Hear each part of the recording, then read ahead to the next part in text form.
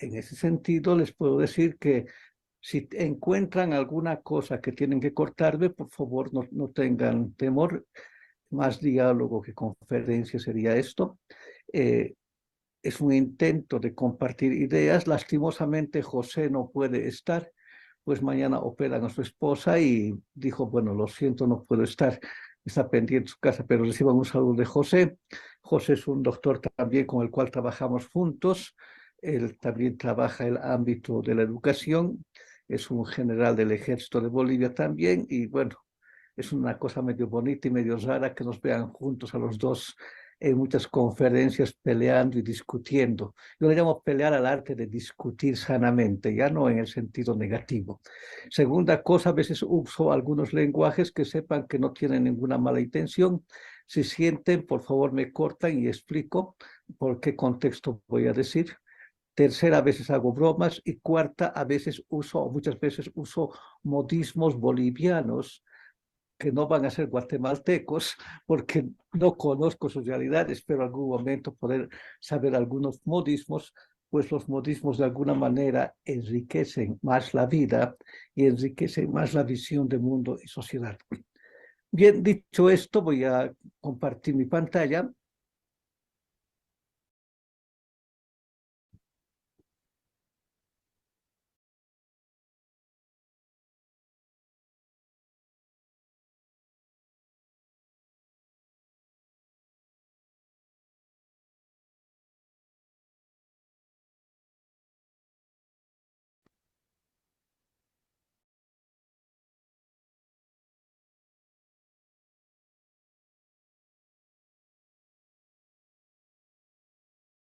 ¿Consiguen ver? Sí, vemos, doctor, solo ¿Se que está no viendo? está aún en modo presentación, Sí, sí, eso está un poquito pero sí lento. ya la ¿Será porque vemos.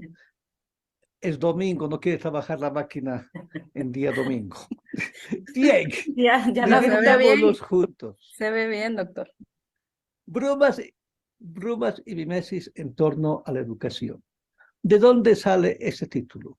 Brumas sale acerca, bueno, tiene que ver con José principalmente, acerca con la obra de Clausewitz, un militar alemán, que es un clásico en la estrategia en el mundo militar latinoamericano y va a mostrar de alguna manera cómo en medio de la bruma se debe tomar decisiones. Es en ese sentido, voy a cambiar de auricular porque está, bueno, que también vamos a intentar ver cómo en el mundo se van encontrando las brumas.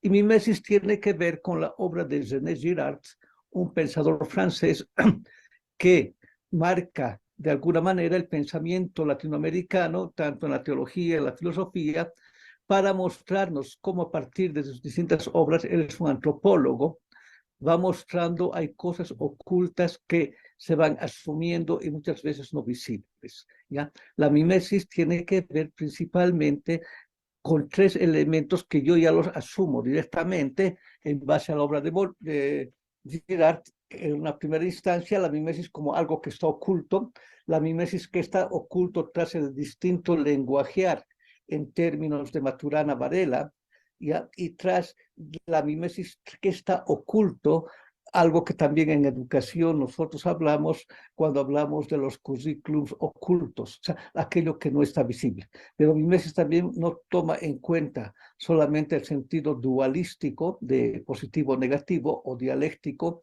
de síntesis, ni solamente sistémico, sino tiene la capacidad simbiótica, camaleónica de cambiar una serie de cosas que nosotros desde nuestra experiencia educativa la conocemos. Es en torno a la educación porque es nuestro eje, ¿no? Y en el doctorado sabemos que ustedes también van por ahí. Ya, no quiere pasar.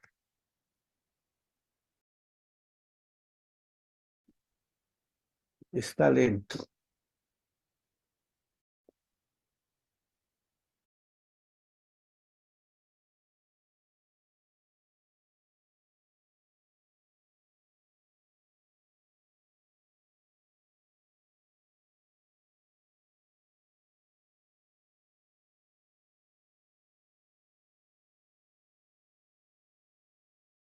Vamos a ver como contexto educativo, pruebas mimesis.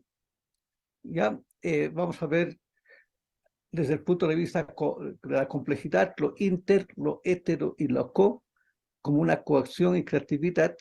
Y otro punto, el tecnologos y en pensar educación. Son los 4 puntos que les ponemos, y digo ponemos porque está pensado con José, esto para que juntos podamos charlar, dialogar, discutir. ¿Cuál es el contexto?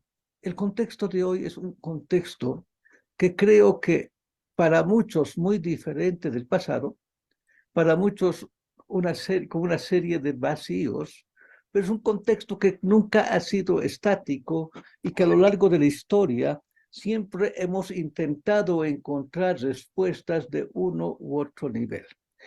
Es el lago Titicaca, ¿ya? Todos queremos encontrar la claridad meridiana, todos queremos encontrar la fórmula de qué es y cómo hacer educación. Todos queremos estar seguros en ese sentido bonito de hacer educación, pensar educación, reflexionar educación, pero con una claridad meridiana. Pero también todos sabemos que en ese contexto, ya, nosotros hoy día tenemos un amigo que ha venido para quedarse. Ya podemos hablar con la imprenta cuando comenzó y todo lo que implicó. Ya podemos pensar con la llegada de, bueno, vamos más atrás, la escritura grafa, todo lo que ha significado los cambios, la llegada de la máquina de escribir, ahora con el Internet y todo, la imprenta.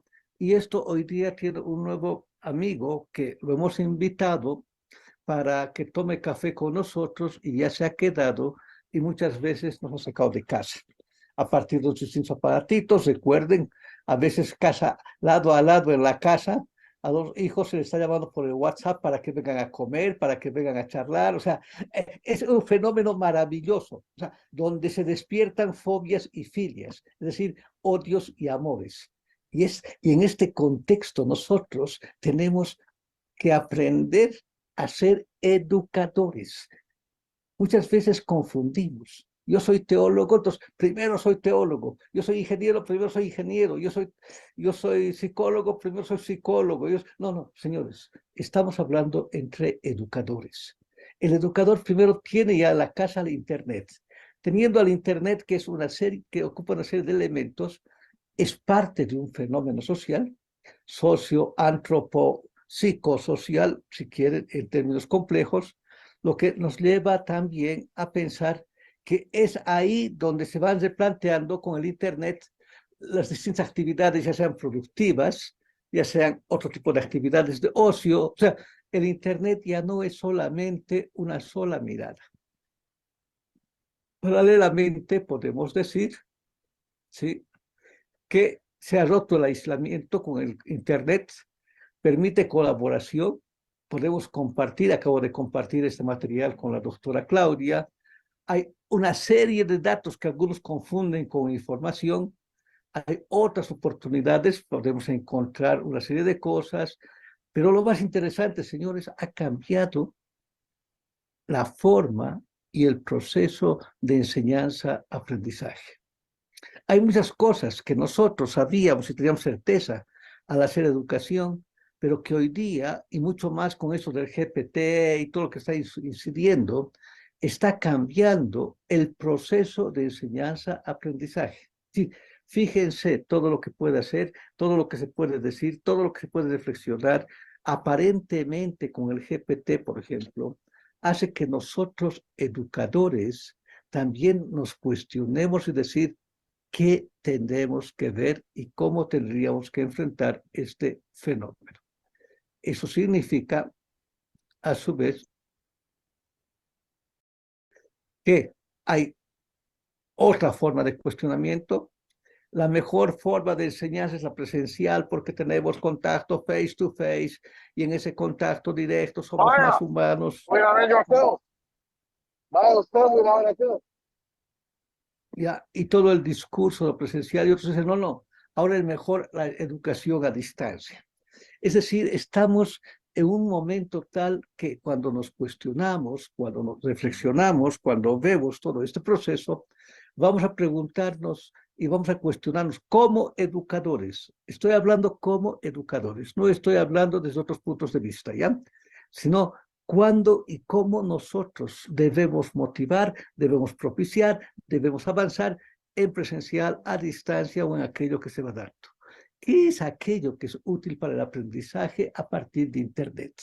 Hugo Ashman habla de, ya no aprendizaje, sino habla de aprendencia. Es decir, un proceso dinámico del aprender, donde yo no solamente voy a aprender en la jaula académica, en la jaula de la red, sino en las nuevas jaulas que se abren puertas y ventanas para que entren otro tipo de luces que muchas veces no he tomado en cuenta.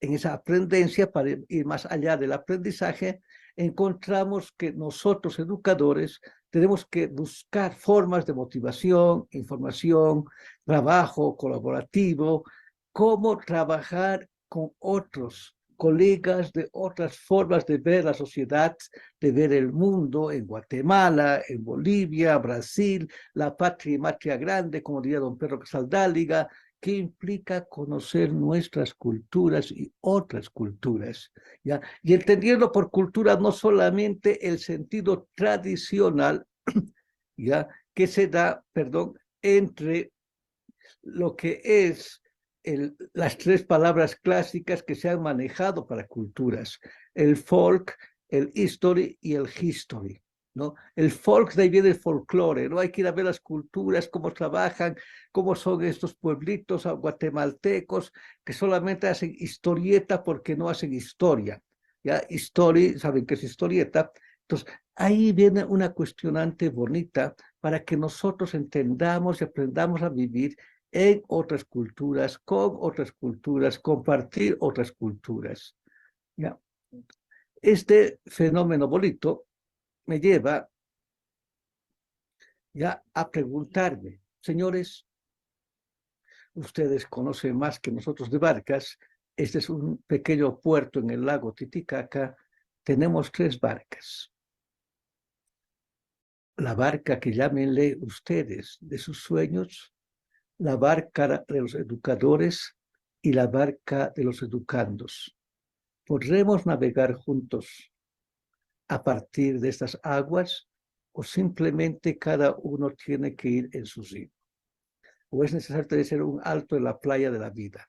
Es ahí donde nosotros podemos ver, visualizar, pensar qué pasa entre las brumas. Ustedes conocen mejor que yo el mar.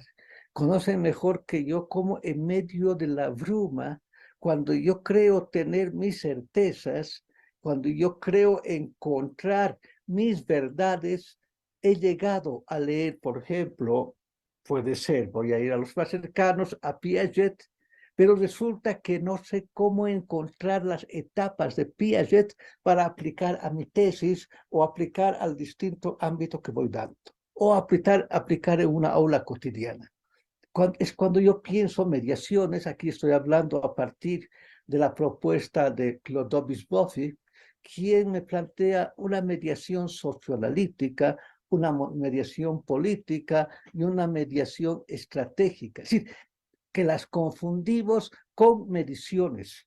Es interesante cuando se hace evaluaciones y acreditaciones, por ejemplo, no se entiende que son mediaciones para que la Universidad de San Carlos mejore, para que la Escuela Militar de Ingeniería mejore, sino se confunde con mediciones. Por eso nos cuesta entender qué es aquello que media en el quehacer educativo, qué es aquello que yo debo tomar en cuenta al momento de hablar con los doctorantes, magistrantes, de grado, de escuela, familias. Es decir, ¿qué está oculto? Y ahí viene mi mesis, detrás de todo este problema, detrás de todo este fenómeno. Esto me lleva otra vuelta a mis barcas a decir, ¿y yo a dónde voy? Ahora sí, viene lo siguiente. La educación nos pone hoy delante de un fenómeno bien bonito. Estas palabras son un poco invento de José y mías para mostrar 2 cosas importantes: los propuestos y los ignotariados. Hay muchos que somos propuestos. Yo he sido propuesto para dar una pequeña conferencia, un diálogo con ustedes, porque solamente eso puedo hacer, ¿ya? Porque estoy propuesto para algo, pero también no se olviden que hay aquellos que son propuestos, que buscan acomodarse, que buscan ubicarse a partir de la educación, y la educación o el proceso de titulación no es que sea bueno o malo, sino que muestra en propuestos muchas veces tensiones entre aquellos que buscan el ser, el deber ser y el hacer. Es decir, gente que muchas veces está solamente por los propuestos y que nosotros como educadores tenemos que saber identificar para poder acompañar que no sean meros propuestos, sino sean gente que se entienda, que reflexione, que visualice. Por eso también que hoy está muy de moda, los ignotariados. Los ignotariados es otra palabra que tiene una raíz bien bonita a partir de una amiga, Lu, que nos decía, los ignotariados son aquellos que son los ignorantes y que les gusta ser notariados, les gusta ser notados por un montón de gente. O sea, yo no sé nada de GPT-4, pero sin embargo hago toda la novela. No sé nada de fútbol, pero discuto de fútbol para hacer creer que yo sé. No entiendo nada de Piaget y discuto Piaget. No entiendo nada de Vygotsky y discuto Vygotsky. O sea, ignotariados. Y eso a nivel macrosocial podemos encontrar en 3 niveles bien claros. El ignotariado, aquel que le gusta y que es parte solamente como un simple voto, como alguien que simplemente va a la escuela para acabar la escuela, para acabar la universidad. Es decir, nos sirven como un número más en la escala, en la estructura, en la estadística. Hay aquellos que siendo buenos son alejados, pero también son aquellos que lastimosamente hoy día, no sé cómo es en Guatemala, por ejemplo, bajo la excusa de que vayan a la escuela y demás, se los toma en cuenta, pero solamente por hacer creer que, por ejemplo, ya no tenemos analfabetismo en Bolivia. ¿Ya? Este fenómeno me lleva al siguiente paso. El siguiente paso me lleva a entender los anotados, los notariados, los ignotariados y los ignorantes. Es un juego de palabras para que nosotros, educadores, vayamos comprendiendo, reflexionando, pensando. ¿Quiénes son los anotados? Son aquellos que están preocupados más por la lista, están preocupados por estar, están preocupados por mostrarse, o sea, ser anotados, o sea, ser ahí, estar en la nota, estar en la lista. ¿Ya? Y los notariados son aquellos que cuando nos conviene, cuando nos ayuda a nuestro quehacer, los hacemos notar. Es importante que el estudiante X aparezca porque él de alguna manera me va a dar puntos a la universidad o al revés. Yo conozco a la doctora Blanca, al doctor Raúl, al doctor tal, porque eso me da puntos, notariado, me hace notar que soy su amigo. Y lo que ya les explicaba de los ignotariados. Pero hay un gran grupo ya, que llamamos con José los ignorantes. ¿Qué significa? Son figuretis e ignorantes. Les gusta figurar, les gusta discutir, pero en el fondo no sabe ni de qué están hablando. Lastimosamente, con todo lo que implica hoy día la tecné, porque tecnología hacemos muy poco, la tecné, el hacer, ya hay mucho ignorante. Sabe más de Facebook, sabe más de noticias de las redes, pero sabe poco de profundidad de conocimientos en el ámbito educativo. No sé cómo será en Guatemala, pero yo estoy diciendo a nivel general. Estos ignorantes son los que muchas veces están tan bien ubicados que a partir de ellos se crean las tensiones con relación al ambiente en el cual se desarrolla la labor educativa. ¿Qué es esto entonces? Esto es algo de una ficha de eterno retorno nichano muchas veces, pero que nosotros educadores tenemos que saber que los tenemos ahí, que convivimos con ellos, que compartimos con ellos, que estamos con ellos en medio de nuestra cotidianidad. Entonces, ¿qué hacemos cuando muchas veces somos ignorados por la ignorancia? Es decir, por aquellos que solamente les gusta aparecer y no van a reconocer todo el trabajo que hacen ustedes en las distintas cohortes para llegar a su proceso doctoral. Pero hay gente que es capaz de criticar un proceso doctoral, un proceso de maestría, un proceso de titulación, un proceso de un padre de familia, de una madre de familia, de todo lo que implica trabajar, vivir, ser, por aquellos que son ignorantes, aquella ignorancia que hoy día se disfraza muchas veces de grandes críticos, de grandes especialistas, pero que en el fondo conocen muy poco o conocen nada de la realidad educativa en la cual nos desempeñamos. Entonces, hoy están emergiendo, hay algunos rostros contradictorios, algunos rostros que nos están llevando a preguntarnos a nosotros mismos, los rostros de los indignos e indignados. ¿Quiénes son los indignos? Dependerá desde el locus academicus, desde el cual yo estoy partiendo. ¿Qué quiero decir?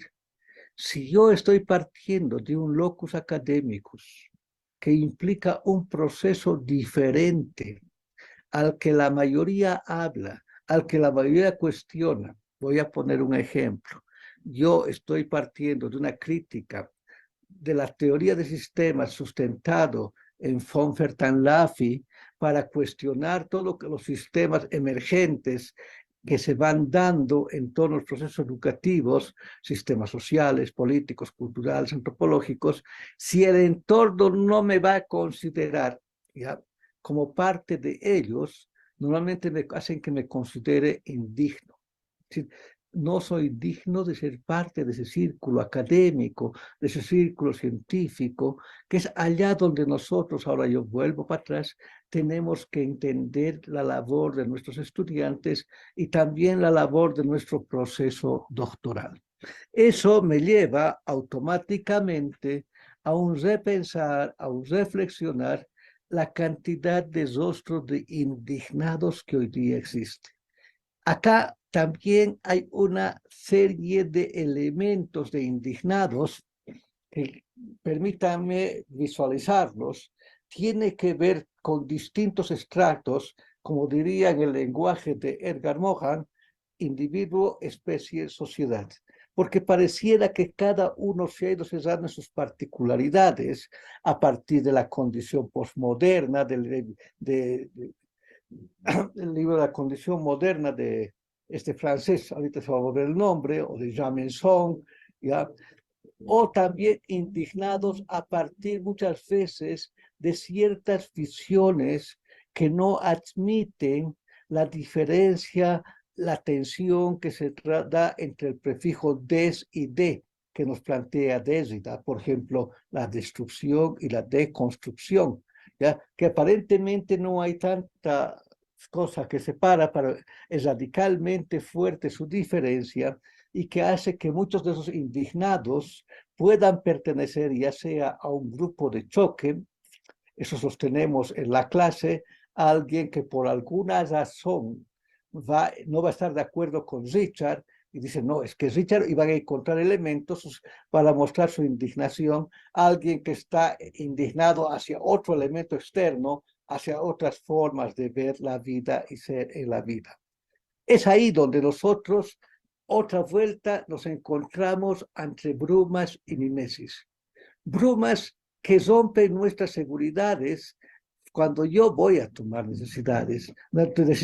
Es tan bonito eso de brumas y mimesis que nos ayudan a nosotros educadores a tener unos conocimientos amplios, unos conocimientos transdisciplinares, unos conocimientos inclusive de lo cotidiano.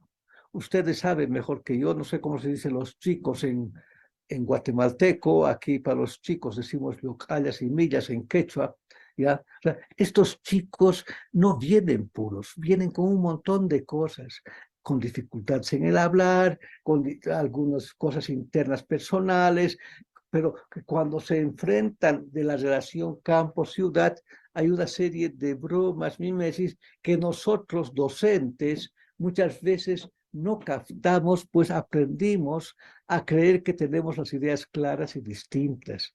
En medio de esas bromas y mimesis es que nosotros tenemos que diferenciar, tenemos que pensar y reflexionar qué estaría pasando hoy en la educación presencial y educación a distancia. ¿Cuáles son esos escenarios de las relaciones humanas, recursos humanos y el manejo del conocimiento? ¿Qué conocemos, qué queremos conocer y cómo se da esta acción educativa que yo le ampliaría un poquito más a la dimensión de actitud educativa? O sea, ¿cuál es mi actitud ante la educación? ¿Cómo yo, doctorante, me siento ante este hecho educativo? ¿Qué tipo de actitud toma? Yo sé, yo no sé, juntos sabemos, cómo sabemos, un poco volviendo a la etimología de la palabra educación. Educare, educere, que son las dos palabras claves en latín para entender este proceso. Es ahí, en la educación presencial, que se da la mimesis presencial de la bruma en la jaula. Interesante, con José trabajamos, y fue una idea personal, de que de la famosa aula, como se conoce en educación, pasamos a la jaula, ¿no? Porque la forma que están estructuradas, la forma que se toman decisiones, es una jaula que si alguien viene de fuera, de otro planeta, vería cómo nos estamos domesticando, como diría el Principito, en nuestras jaulas. En ese escenario, es interesante cómo las tecnologías, aparentemente tecnologías, pero también creo que para muchos lugares de América Latina, más que tecnologías, ha sido tecnes, es decir, usar una serie de programas, una serie de instrumentos, pues ahí viene la palabra tecne en latín, tecnologos, recuerden, cómo en la pandemia se ha dado el proceso de aislamiento y el proceso de incertidumbre. Es decir, cómo nosotros, de aquellas seguridades que teníamos, tuvimos que rompernos y estar en otra forma de pensar para trabajar lo que sería la acción educativa. Y pasamos de la mimesis virtual, o sea, de la mimesis presencial a la mimesis virtual, da la bruma, pero la jaula en línea o la jaula en la casa. Todos nosotros sabemos, ¿no? Cuando nos conviene, estamos escuchando todo, si no dejamos prendido el computador en voz alta y al igual como hacíamos con radioeducación, con la Asociación Latinoamericana de Educación o esa educación a distancia con radio, que sabía que estaba la radio ahí sonando y nosotros estábamos escuchando la clase, ¿no? O sea, pero ahora con la Mimes virtual es algo parecido, con la única diferencia que la computadora paralelamente podemos estar siguiendo con WhatsApp, podemos seguir con otro tipo de programas, o también algunos automáticamente entran en GPT-4 para ver y poder dialogar si quieren, discutir, trabajar con el docente. Esta acción educativa hoy día nos desafía a dos palabras, un proceso de concientización donde yo tomo y ayudo a que se tome conciencia de que es un momento interesante, excelente para vivir entre fobias y filias, y a partir de esas fobias y filias, yo pueda de alguna manera pensar, trabajar, reflexionar, cómo ayudar a los otros para que se den cuenta las fobias, filias, las tensiones, las mediaciones, mediciones que se dan hoy día en el ámbito educativo. ¿Para qué? Para hacer el siguiente paso que lastimosamente llevamos años, y estas son palabras de Paulo Freire, el pensador brasilero, ¿ya? Para que hoy por hoy trabajemos y descubramos y pensemos cómo conseguir desde nosotros mismos procesos de concienciación. Concientización es el proceso por el cual yo hago que la doctora Claudia, la doctora Blanca, los colegas presentes se concienticen del problema ecológico que se está dando y a partir de ahí trabajemos temas de ecología desde lo ético-político. Concienciación es la labor por la cual ya no, entre comillas, necesitan de Richard, sino cada uno ha asumido corresponsablemente de que el calentamiento global, que el problema ecológico, que el problema del medio ambiente es un problema de todos y cada uno asume su corresponsabilidad en el uso de desechos, de plásticos, en el uso de basuras, en el cuidado del medio ambiente, el cuidado de plantas, entre otras cosas. Concienciación es la labor por la cual desde cosas pequeñas, como botar una pila, hasta cosas grandes, como dañar el medio ambiente, con un montón de cosas, hace que uno sea coherente y consecuente.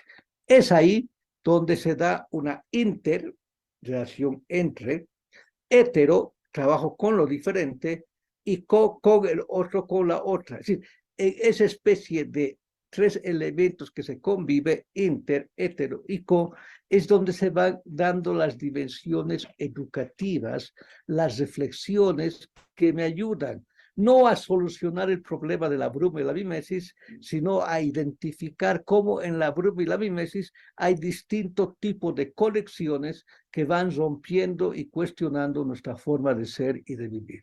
Esta inter, hetero y co-conexión, a su vez, me va a llevar automáticamente a otra vuelta, a encontrar la cuestionante de la educación creativa.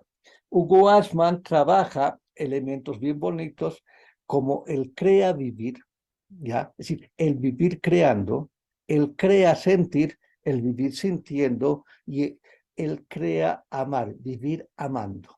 Estos elementos que parecen hoy día fuera de lugar, que parecen elementos que de novela, ¿ya? Hoy día están exigiendo que nosotros entendamos, para aquellos que son creyentes, que la creación no es solamente cuestión de una mano invisible, como diría Adam Smith, o simplemente de un fantasma que anda vagando, como diría también el manifiesto comunista, o tal vez de las, como dice Malthus, ¿ya? De las capacidades, aquello que cada pueblo debe tener, sino capacidad creativa que muchas veces estamos perdiendo, pues sabemos mucho de Big Bang, Big Crunch, sabemos mucho de genoma, sabemos mucho de la cuestión ahora de todo lo que significa el problema de los procesos de enseñanza, aprendizaje, pero muchas veces nosotros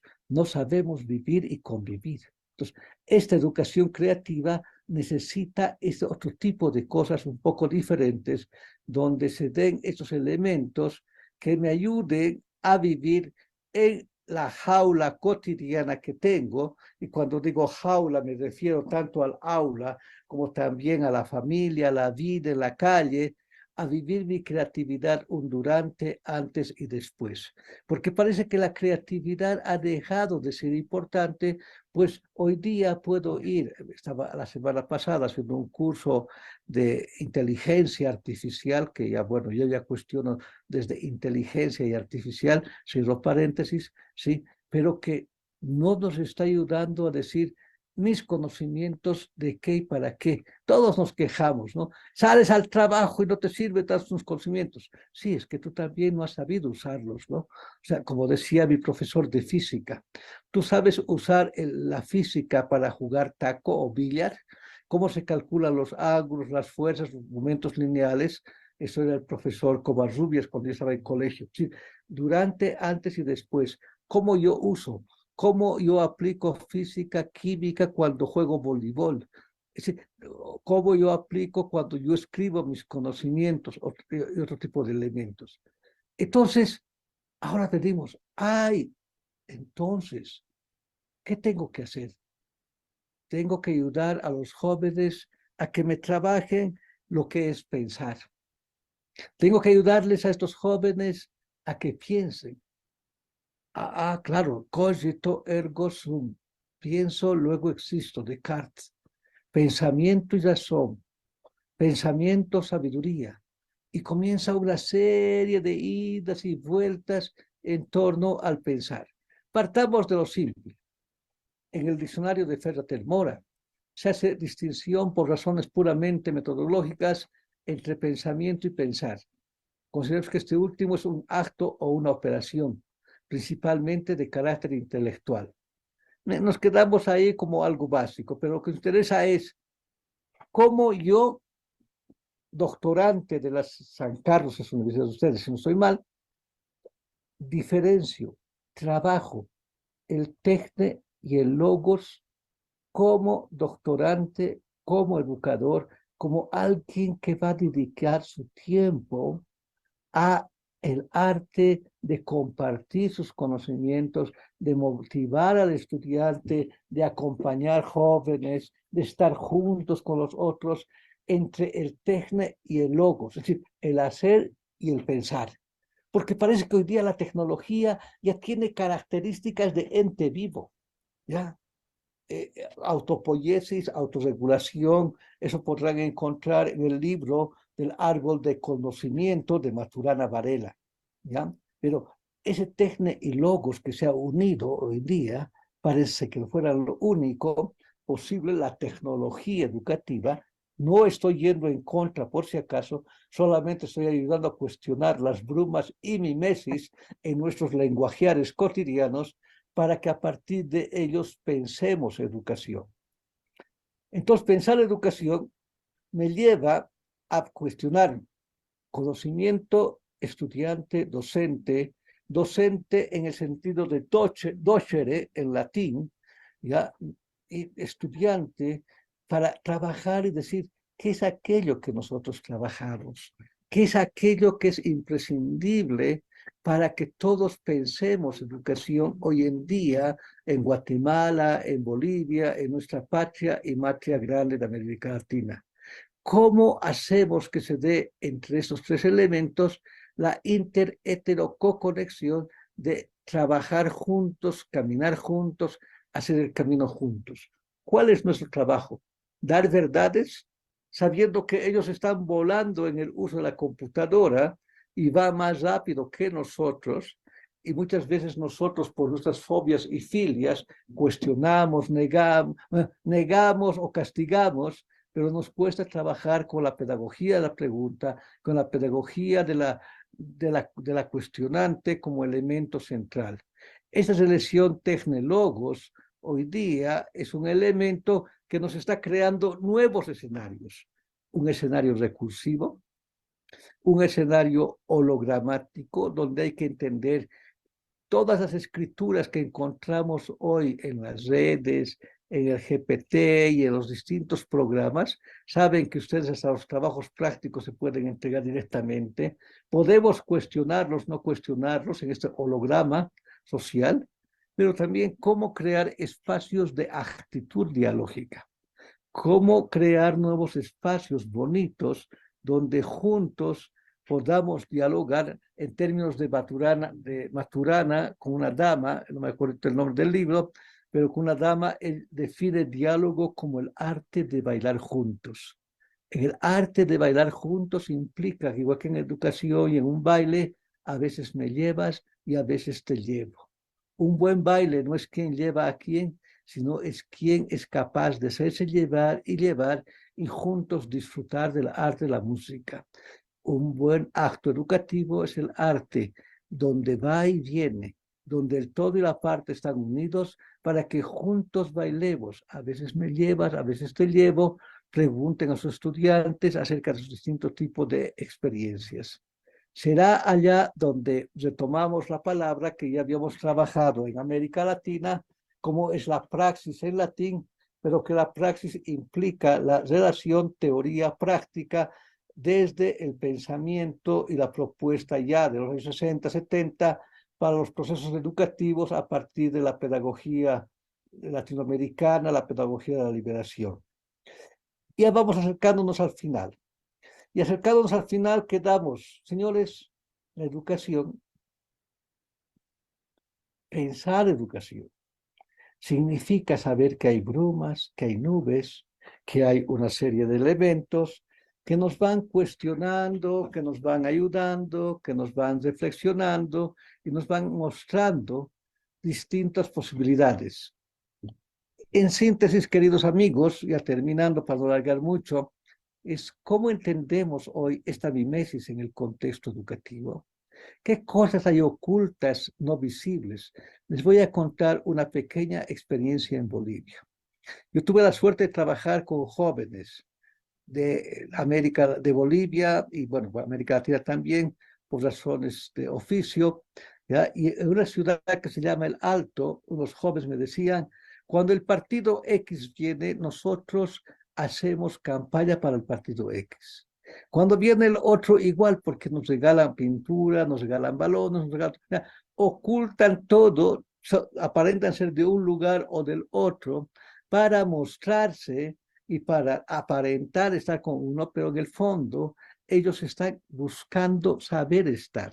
La mimesis que hoy día en el contexto educativo es qué está oculto tras tantas cosas que se hablan de los títulos, de los conocimientos, de educarse para la vida, del saber un montón de cosas de tecnología o de tecné, como decía. La bruma, ¿a qué me desafía? Son católicos, cristianos, hay la palabra apocalipsis, que significa las lagañas que tenemos en el ojo. La bruma me ayuda a decir, señores, en medio de esta bruma, de aquello que va a venir, ¿cuál es el papel del docente? ¿Cuál es el papel de la tecnología? ¿Cuál es el papel de GPT? ¿Cuál es el papel del cual? ¿Cómo estoy viendo y qué es aquello que yo no quiero ver? ¿Estoy solamente con mi fobia o con mi sola fobia o filia, o estoy cuestionando la dimensión ética política? ¿Cómo están proyectando ustedes como doctorantes la acción educativa? ¿Qué tipo de acción y actitud educativa quieren tener? En síntesis, ¿para qué la educación? Más que respuestas, estimados colegas, he intentado darles algunas preguntas y algunas cuestionantes para ahora tener unos 10, 15 minutos de diálogo, porque se trataba de esto, principalmente la presentación. Si prendemos cámaras para poderles ver y dialogar.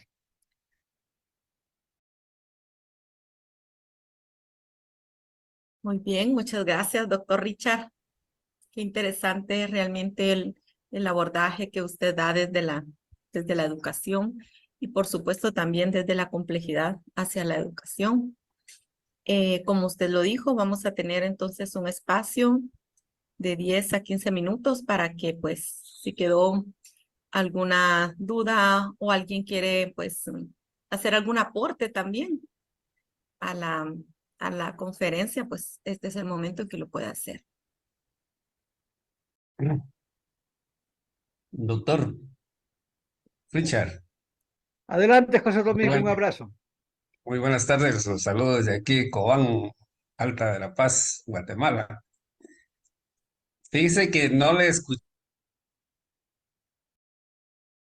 muy bien cuando usted hacía la crítica a la inteligencia artificial, ¿verdad?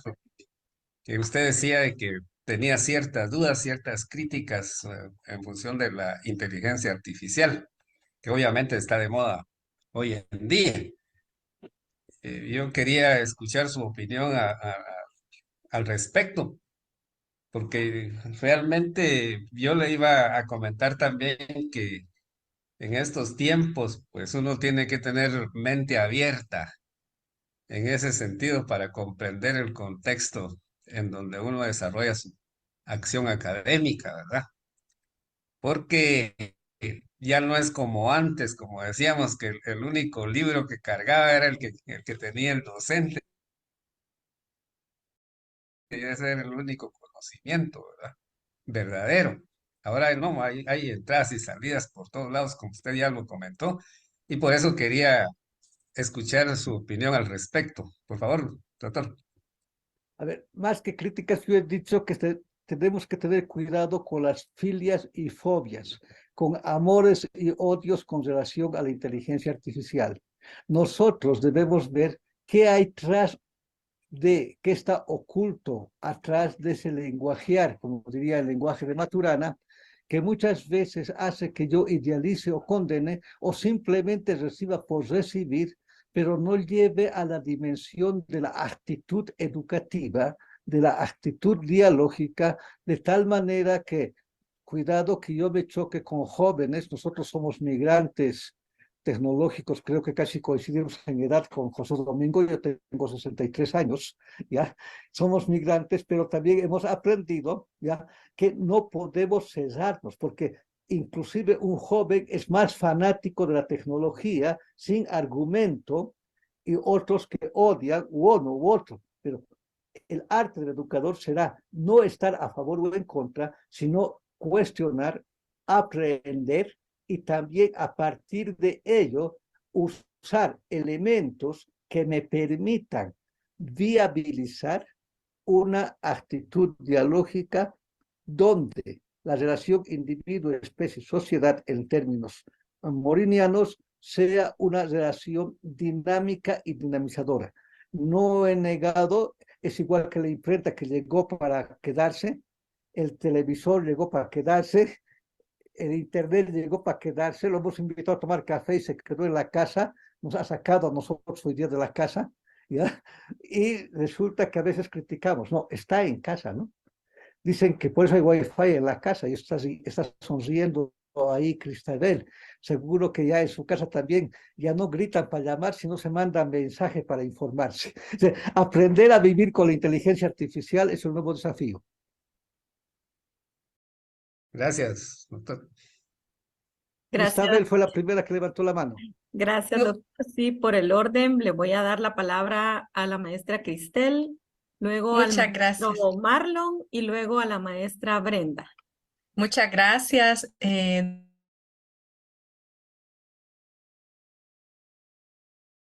Richard, mi nombre es Cristel Argueta y soy de Honduras.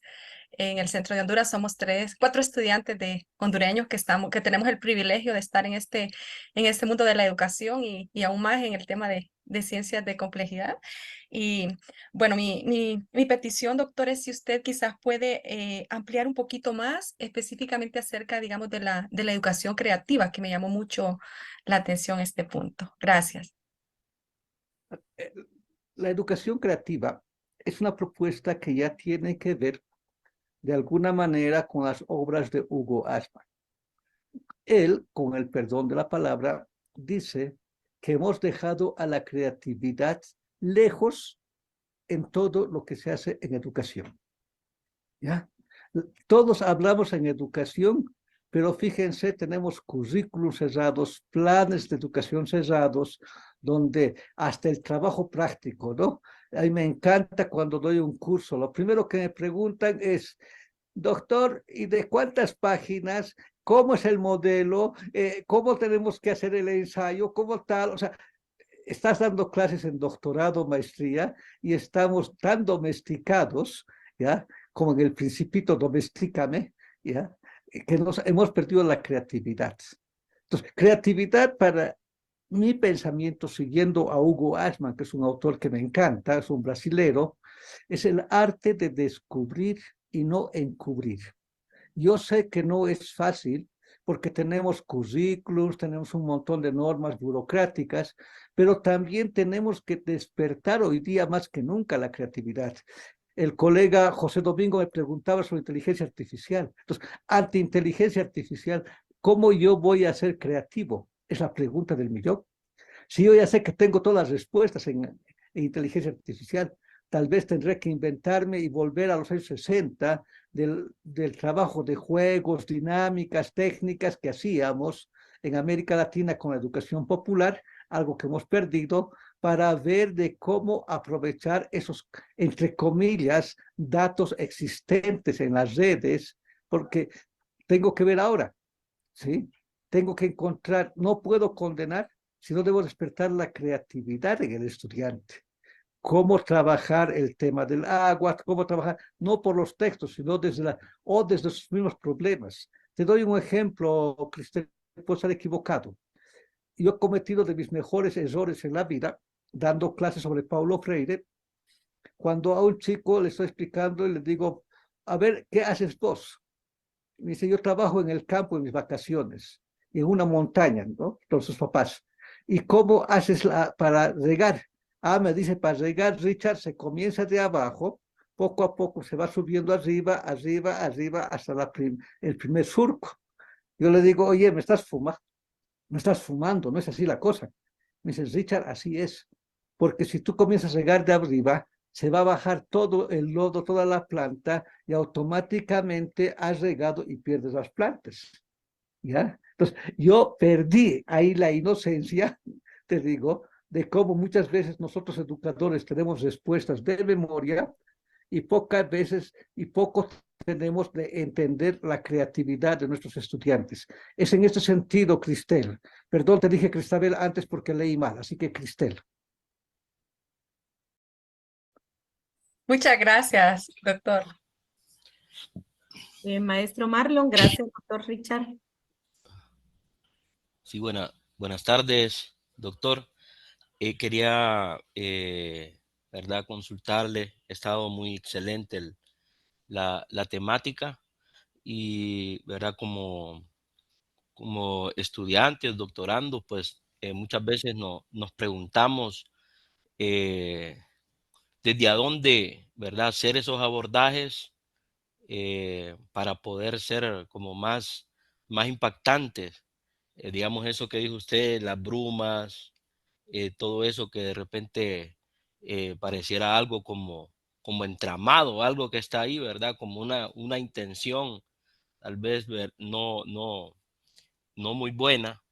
Entonces, preguntarle a usted, ¿verdad? Por esos abordajes, desde a dónde los pudiéramos comenzar, va, digamos, en el caso de nosotros como doctorados, también las otras plataformas por las cuales deberíamos pues de estar también avanzando. Sabemos pues de que, digamos, la complejidad y todo ha ido avanzando a través de laboratorios, universidades y todo, pero no sé si eso es suficiente. Eso sería mi pregunta, doctor. Gracias. Tampoco sé, Marlo, ya somos dos. Así que- Ya. Primera cosa, ¿sabes? Yo parto de una premisa. No sé cómo dicen en guatemalteco, pero en boliviano, encamotarse es el primer amor que se tiene, es una persona. ¿Ya? Ese de los chiquillos, los adolescentes. No sé cómo dicen ustedes en guatemalteco. Enamorarse. En Honduras, porque soy Honduras, de en Honduras. Honduras. Sí, sí. En Honduras, entonces, perdón. Como de enamorarse, pero enamorarse es algo más profundo, ¿no ves? Cuando comienzan los chiquillos, ¿no ves? Ven a una chica, es la chica de sus sueños, se deslumbran y tal, todo eso, ¿no ves? ¿Ya? Ujú. Esa palabra es más o menos encamotarse en boliviano. ¿Sabes? Es lo mismo en educación. Tienes que comenzar encamotándote del campo de educación que te gusta. Y tienes que, igual que una chica, tienes que mimarla poco a poco. Porque si no la mimas y de golpe la tienes, se va a ir con otro. ¿Ya? Entonces, el arte de la educación, del educar, del hacer un doctorado, es que tú tienes que saber mimar tu tema que estás trabajando. Si te gusta didáctica, conocer lo más posible de la didáctica. Si te gusta currículum, conocer lo más posible de currículum. Si te gusta epistemología, educación, o sea, saber fundamentar, saber vivir y no tener miedo ni a equivocarte ni a la pedagogía de la pregunta. ¿Ya? Yo Ok. considero que esta es una clave central para hacer doctorado, porque si no, siempre queremos respuestas. Respuesta no tengo. Lo único que sé es que cada vez que avanzo, siempre aparecen nuevas preguntas. ¿Ya? Siempre aparece algo nuevo para decir, ah, ¿y qué implica mimesis? ¿Y qué implica mediación? ¿Por qué hablan? ¿Por qué no hablan? ¿Qué implica que doctores en Honduras, en San Carlos, en Guatemala? ¿Qué implicaría ahí ser educador? ¿Qué es lo más cercano que conozco de ahí? ¿No? O sea, ¿te das cuenta? O sea, el arte es nunca dejar de enamorarte de tu tema y saber que cuando llegues teóricamente a la verdad, estas va a estar más lejos otra vuelta. Porque el arte de educar es el arte de motivar, cuestionar y el arte simplemente de dejar en la mesa algunos derroteros ético-políticos de cuestionamiento. Ese es mi punto de vista. Gracias, doctor. Gracias, doctor. Maestra Brenda. Gracias, doctora Bianca. Buenas tardes, doctor, mucho gusto. Mi nombre es Brenda Gramajo y yo sí soy pura chapina, o sea, guatemalteca. Y aquí en Guatemala el término que usted acaba de decir se le dice a los patojos, estás colgado. Es decir, Colgado. para lo máximo. Gracias. Bueno, doctor, fíjese que yo tengo alrededor de unos 23, 24 años de trabajar en tecnología. Yo empecé con una carrera como perito en electrónica y me vine para todo eso, ¿no? Y he tenido la oportunidad de ver la evolución de la tecnología por lo menos desde el año 89 hasta el presente. He aprendido programación, sé un montón de cosas con respecto a todo eso. Y también soy docente y doy clases también en el área de ingeniería en sistemas. A pesar que yo soy ingeniera industrial, estoy en el ámbito de sistemas, pero es por mi experiencia. Pero fíjese, doctor, que en ese ámbito, la encerrona, el COVID, todo lo que pasó, yo terminé una maestría el año pasado en tecnología educativa y competencias digitales, precisamente para dar cursos en todo lo que es esta parte a distancia, digital, como se le quiera llamar. Y entonces vi el cambio en dar la docencia presencial a como se tiene que dar ahora en forma virtual. Más sin embargo, eso fue el año pasado. Ya hoy estoy en un curso de inteligencia artificial para docentes porque esto cambió demasiado pronto. Y en ese cambio tan rápido yo he visto en mis alumnos, porque uno los va midiendo semestre con semestre o trimestre con trimestre, el impacto que ellos tienen también a los temas. Pero dentro de todo esto, doctor, mi comentario va a que yo veo que mis alumnos no sueñan.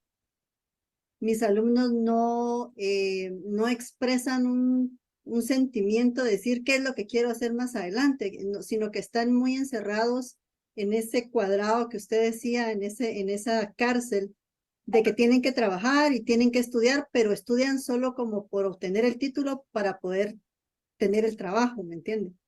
Y entonces yo me pongo a dialogar con ellos en ese sentido y me dicen, ingeniera, ¿para qué vamos a soñar? Si miren el país donde vivimos, aquí no se puede hacer nada. Entonces yo les comento a ellos que hoy con la globalización pueden trabajar en cualquier empresa en el mundo, toda vez estén preparados. Y también les fortifico el que ellos hagan surgir su creatividad en el tema de las habilidades blandas. ¿Por qué? Porque el miedo es que por inteligencia artificial y que ya hay robots haciendo trabajo humano, ¿verdad? Se vaya a saturar el ámbito laboral y todo esto vaya a fallar para muchas personas. De hecho, ya hay inteligencia artificial dando clases de idiomas, de matemáticas, de física, puramente. Yo he tenido la oportunidad ya de ver esta nueva instrumentalización tecnológica. Pero mi pregunta es, doctor, ¿cómo vamos a hacer en la docencia? Y he leído mucho, pero ¿cómo vamos a hacer nosotros los docentes para rescatar esa creatividad en los alumnos? Pero yo ya le hablo de manera práctica, ¿sí? O sea, yo sé que hay teorías y todo esto, pero ¿qué más podemos hacer con nuestros alumnos para que ellos no pierdan esa chispa o inclusive no le voy a decir que lo pierdan, sino que hagan nacer la chispa de la creatividad? Porque hay personas que de verdad, doctor, no tienen nada más que vivir en ese encuadro, como usted dice, nos educaron desde pequeños a hacer A, B, C, D, E. O sea, tenemos el diálogo ya creado de por vida. No, es que primero tenés que graduarte de la primaria, después de la secundaria, después tenés que hacer carrera, después de la universidad, te tenés que casar, tener hijos, comprar una casa. ¿Me entiende, doctor? Entonces, nos hemos encuadrado tanto en eso que la gente sí realmente es como, hay mucha gente como robotizada, pienso yo, en que solo tiene que hacer los logros que debe hacer para vivir mejor, pero se olvidan del ambiente, del planeta, de la cosmovisión, de todo el enriquecimiento humano que en verdad tenemos, ¿verdad? Como seres humanos habitantes o cohabitantes en este planeta. Entonces, yo tengo esa duda, doctor, de decir cómo podemos instar nosotros a estos patojos, como le decimos en Guatemala, muchachos, patojos, jóvenes, a que esa chispa de la creatividad y que a uno mismo a veces se le ahoga eso también, doctor, porque eso también nos pasa a nosotros, ¿verdad? Cómo poder instar esa creatividad. Gracias, doctor, y de verdad que agradezco mucho su conferencia. Excelente tema. A ver, la respuesta no tengo como tal, pero sí te puedo decir, ya, Brenda, me gusta el tú a tú por si acaso hablar, ¿ya? Lo que te puedo decir es que lo interesante acá es diferenciar entre el ingeniero educador y el educador ingeniero, ¿ya? ¿Qué significa eso? El ingeniero educador hace que todos sean profesionales de ingeniería. Inclusive se olvidan de que son ingenieros en dentro, gen, origen, en el origen, de ahí viene su etimología de ingenieros. Yo así les molesto en la Escuela Militar de Ingeniería donde trabajo, ya para molestar a mis colegas docentes y decirles, señores, en el origen, ¿qué significa? Que el ingeniero ha aprendido a transformar las cosas, pero hoy día los estamos haciendo meras máquinas de repetición. Comenzamos nosotros docentes, ¿ya? ¿Hace cuánto que no soñamos como docentes? ¿Hace cuánto que no somos creativos como docentes? No estoy diciendo que no tiene que haber algo de conductismo, algo de fórmulas, que es un mal necesario. Lo que estoy diciendo es que nosotros mismos, sabiendo que vivimos un momento histórico de la condición postmoderna con Lyotard, ahora volvió el nombre, ¿ya? Y todo lo que significa la cultura del yo-yo, toda la cuestión de los chicos que hoy día están más encerrados en sí mismos que queriendo mirar.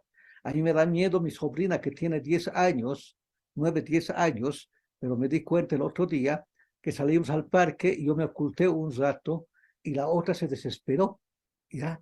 Y comenzó a gritar y a llorar porque no sabía estar en la plaza sola y ubicarse en la plaza. A lo que yo quiero ir, Brenda, con esto es decir, estamos luchando un solo trabajo, el de motivar, el de animar y el de cuestionar la postura ético-política. Considero que hoy día la postura ético-política para América Latina, y no estoy hablando en el sentido partidario, estoy hablando en el sentido etimológico de la palabra. Ethos, característica, forma de ser; polis, forma de vivir en la ciudad. No estoy hablando de lo partidario, sino cómo ayudamos a vivir en las ciudades, cuidando, viviendo, amando a todos los que estamos ahí. No sé si te respondo, pero por ahí iría, Brenda. Muchas gracias, doctor, muy amable. Gracias, doctor. Por el tiempo, voy a dar la palabra al doctor Giovanni, luego el doctor maestro Jorge Mesa, maestro Will Argueta y por último a la maestra Linda Espinosa. Gracias, doctor Richard, por su conferencia muy reflexiva. Fíjese que oyendo sus palabras, esta semana nos reuníamos con una compañera doctoranda y el tema de ella era la creación del universo, el poder creativo. Y venía a mi mente, no he leído todo el libro, pero alguna parte de Cornelius Castoriadis, cuando él habla sobre la ontología creativa. Y aquí quizá voy a reflexionar también un poquito sobre lo que la maestra Brenda decía. Lo que pasa, y me gustó este concepto de él, porque él dice, aunque él tiene una tendencia marxista-socialista, ¿verdad? Pero la filosofía de este argumento es que no hay que confundir la creatividad con la producción. Y digo esto por lo que el comentario que hacía la maestra Brenda. Es decir, nuestro modelo occidental es producir, ¿verdad? Producir ingenieros, que se logren en el tema económico, pues producir con el mínimo de recursos, que sean eficientes, etcétera, etcétera, etcétera. Pero él decía que la creatividad no es la producción, sino es esa idea innovadora, esa forma de poder pensar distinto. No seguir produciendo lo que ya se está produciendo, sino que es entender que hay algo nuevo, novedoso, que surge a partir del pensar. Y digo esto pues porque hoy yo creo que todos tenemos esa frustración en la jaula, dice usted, ¿verdad, Richard? Tenemos esa frustración y precisamente me reunía con otros colegas y me decía, es que los patojos hoy no quieren pensar ni crear nada, vos, ¿verdad? Hablaba con el doctor, uno de los compañeros ahí de la universidad. Bueno, pero creo yo, doctor Richard, que acá valdría la pena reflexionar sobre qué estamos haciendo nosotros en el modelo educativo. Y esto porque nosotros tenemos un modelo medieval de la cátedra, ¿verdad? A nivel, digamos, universitario. Entonces, creo que es un bonito diálogo porque nosotros a veces somos los que proponemos lo que ellos están recibiendo, es decir, no somos tampoco creativos, ¿verdad? Imagínense cuando dicen, bueno, viene el profesor de física o el profesor de matemática, los patojos casi que se quieren cortar las venas, ¿verdad? Porque dicen, bueno, aquí viene el que nos va a crucificar. Entonces, ¿por qué digo esto? Es porque yo pienso que ese poder creativo, desde este concepto de Castoriadis me gustó mucho.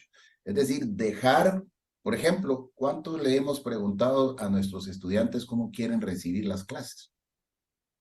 Yo sé que ahí viene la estructura y el modelo que no nos deja hacer nada, porque bueno, es que aquí el parcial vale 15 puntos, las zonas son 40 y empieza toda la jaula estructural, ¿verdad? Vamos a seguir con su término, creo que está bonito.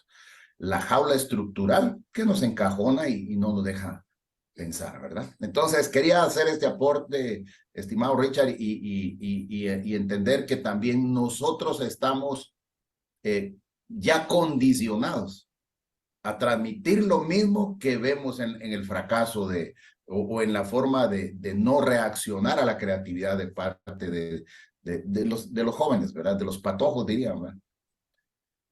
Yo te voy a responder, Giovanni, con mi experiencia en el doctorado. En el doctorado estamos hablando en filosofía de educación sobre la cuestión de lecturas, no lecturas, y justamente, y estoy hablando año 80, 80 y tantos, 80, no, el 2002 concretamente, no es 80, 80 es la otra maestría que estaba haciendo, ¿ya? Y un colega salta y dice, es que hoy día los jóvenes no quieren leer, los jóvenes no leen, los jóvenes son, imagínate 2000, 2002, estoy hablando, ¿no? Yo levanto la mano y digo, colegas, ¿y ustedes cuántos libros al mes leen? Y me dicen, Richard, estamos hablando de los estudiantes, no de nosotros, ¿ya? Y eso es lo que normalmente nos pasa, ¿ya? Justamente yo exijo de que mis estudiantes lean y yo no leo ni siquiera una historieta. Aquí, no sé si hay en Honduras y en Guatemala Condorito. O sea, yo digo, con el respeto de Condorito, ¿ya? Porque es alto nivel de lectura, ¿ya? No lees ni Condorito y todavía reclamas, ¿no? O sea, y ahora está más difícil leer, ¿sí? ¿Por qué? Porque todo lo tienes en la casilla. Ahora, tengo que usar otras estrategias de creatividad, innovación, motivación. Yo me quedo hoy con lo ético-político en esa dimensión que les he dicho como elemento central motivador del estudiante hoy. Excelente. Gracias, doctor. Gracias, doctor. Tiene la palabra el maestro Jorge Mesa.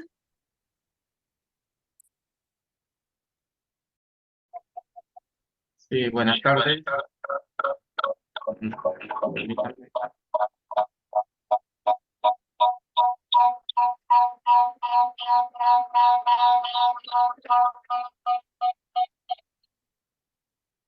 Creo que tiene dos. Está con dos equipos. Es la inteligencia artificial también. Sí, se nota. Bueno, mientras solución. Ah, bueno, ya está ahí. Ya está ahí.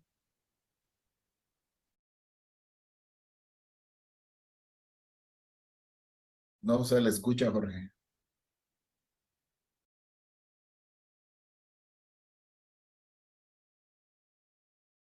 Tiene apagado el No, micrófono, no se le maestro escucha, Mesa. maestro. No le escuchamos.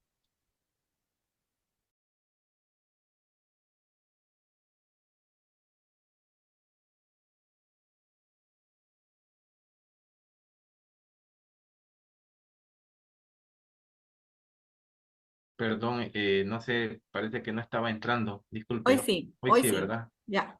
Disculpen. Decía, pues, buenas tardes, doctora Bianca. Buenas tardes, doctora Claudia.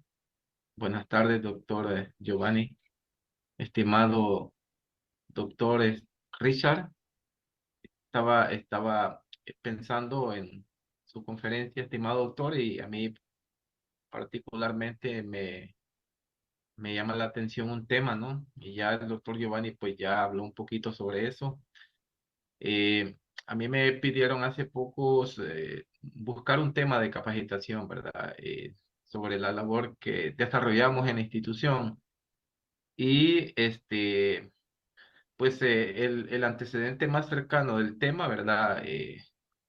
Se basaba en, digamos, en recursos como diapositivas, acetatos, retroproyectores y cosas por el estilo, ¿no? Y que eran pequeños, digamos, recursos anteriores, ¿verdad? A lo que estamos viviendo ahora, ¿no? Con toda la tecnología, eh, las redes, las nubes y todo eso, ¿no? Entonces, a mí me gustaría preguntarle cómo enseñar ahora a los estudiantes, cómo capacitarlos, ¿no? Cómo enseñarles a pensar, ¿no? En un mundo que hay tanta información y que muchas veces los estudiantes no, digamos, ¿verdad? No conocen sus capacidades reales, no, cómo hacerlos responsables de girar su destino, los destinos, ¿verdad? Del país, ¿no? Hacia nuevos estandartes, ¿no? Hacia nuevos derroteros, cómo hacer la educación más creativa, más proactiva, ¿no? Para que estos jóvenes aporten a una necesidad de país, de nación, de sociedad, de humanidad. Básicamente esta era la inquietud que yo tenía esta tarde. Muchas gracias, estimado. A ver, Jorge, la respuesta única creo que no hay. La clave central será cómo aprendemos de ellos a mirar su mundo. Y cómo también nosotros como mayores les mostramos un mundo diferente. ¿Qué quiero decir con esto? ¿Será posible que nosotros, docentes del siglo XXII, tengamos la capacidad también de autocuestionarnos y cuestionar a los otros? Porque las grandes respuestas es posible que las den, pero no todos las van a dar, sino cada uno desde donde, Hirschman es un economista, cada uno desde sus pasiones e intereses tendrá que aprender a buscar respuestas. Una sola no hay. Y ahora, a nivel de colegas, hay que reconocer, nosotros somos los más duros para cambiar. Yo tengo más problemas dando charlas a colegas de mi institución que dando charlas a gente de posgrado de otras universidades, porque ellos tienen más aptitud y apertura que los de casa, porque los de casa normalmente, como ya tenemos la respuesta y el prejuicio, y tenemos complejo de Prometeos encadenados, siempre subimos y nos bajamos, nos han dejado surgir, nos cuesta descubrir y entender procesos de deconstrucción, como diría Derrida. Gracias, doctor. Tiene el tiempo la maestra Linda Espinosa. Y por último, el maestro Sergio Capica. Buenas tardes, ¿me escucha? Si puede prender su cámara, porque mi mamá me ha dicho que no hable con desconocidas. No estoy en mis mejores No importa, ganas. no hay problema. Esa frase la Listo. voy a ocupar yo también en clase. Ah, ya. Siga, Estoy en perdón. fin de ciclo escolar pues trabajo como docente.